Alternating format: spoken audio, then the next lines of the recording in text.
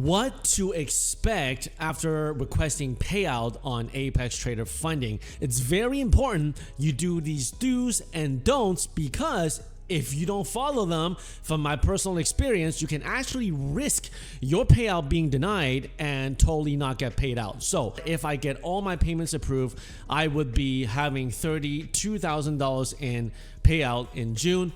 There could be potentially a few $1,000s more. On June 1st, I requested $10,000 in payout.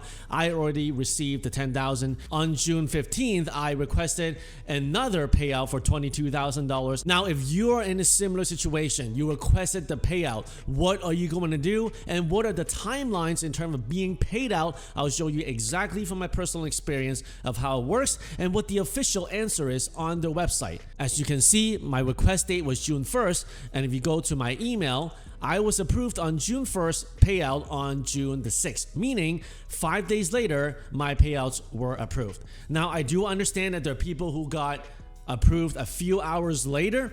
I wish I was approved as soon as those people, but I didn't. This is why one of the first things you do not want to do is you do not want to go on Discord and type in approved, because this is what I've done myself. I looked at all the people who submitted the approval at midnight or on the first day, and they said, I got approved 3 hours later. And so I thought, well, what's going on with me? Why are my payouts not approved in the first few hours? Number one, do not do that, because you're going to get feud, FOMO, uncertainty, and self-doubting. None of those things will help you. And which leads me to the second thing is do not keep trading your accounts.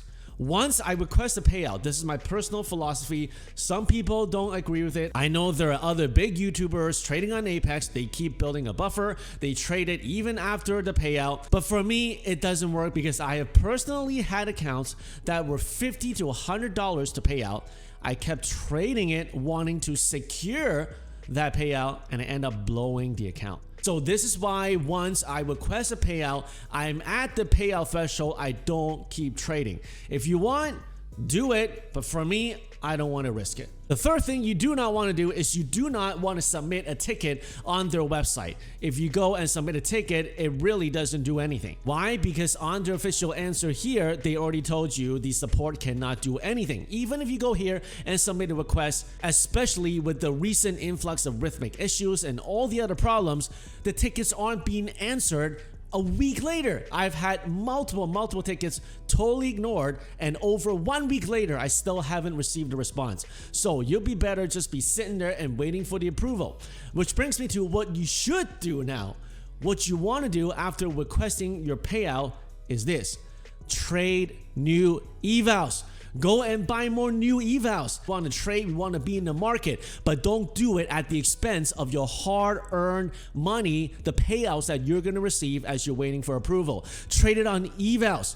Get up to 20 evals is the next thing you want to do, because Apex allows you to have up to 20 active PAs. That is why you want to pass more evals and stock up on all the PAs until you're at 20. I personally am on 20 PAs right now, and also have reservoirs, which is what you need to do. Number 3, put reservoirs in your eval charts. For example, if you look at my evals here, some of them are passed, they're just sitting there. I have 450K accounts that are passed, and I'm not even activating them, because currently I just want to activate the 250Ks because they pay out $3 grand instead of $2 grand because they're a bigger account size. Now, you do have to be careful though. I did read on Discord and other places that Apex doesn't want you to have hundreds and hundreds of past evals sitting there, because they consider you to be some scammer looking to just do windfall trades and then activate a new account to do the windfall trade again. But that's not what I'm trying to do. I'm just trying to build a reservoir that in case one of my PAs fails and they get blown, I go ahead the next day, simply activate another eval that's already passed. The last thing you want to do is explode a few PAs in one day, feel super bad for yourself, and then the next day you don't have past evals to turn into PAs that were blown. That's pretty bad, because Apex currently still requires 10 trading days before you can submit a payout. So every day that you're not trading a PA to stock up on those trading days is one extra day. You're gonna need 1 day longer to wait for you to get paid out. So the last question is, once they approve your payout, what can you expect in terms of timeline of when you'll get that money in the bank? I don't know what's gonna happen for other people. For me here in Canada, I can show you what happened for me. The timeline for me is simple. On June 1st, I requested the payout.